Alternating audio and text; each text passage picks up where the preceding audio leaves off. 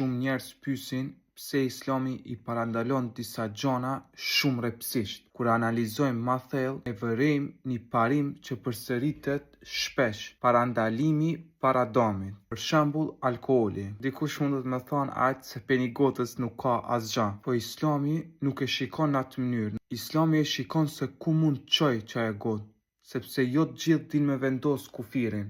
Për shumë njerëz pastaj e gota bëhet edhe 2 edhe 3 e pastaj lind varësia, humbja kontrollit e gjithë këqijat që i dim që vijnë prej alkoolit.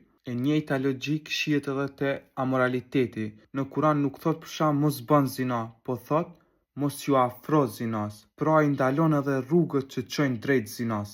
Edhe për muzikën, që shumica e dietarëve janë këtij mendimi, e konsiderojnë si të ndalume. Edhe ideja është e ngjashme. Jo sepse çdo melodi është domosdoshmërisht e dëmshme, por sepse shpesh njerëzit nuk dinë se ku me vendos kufirin.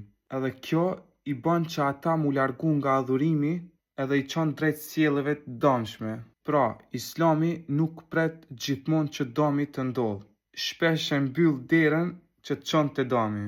Kjo pra është filozofia e parandalimit. Ta mbrosh njeriun para se të bjerë, jo vetëm ta kurosh pasi e shfrytzuar.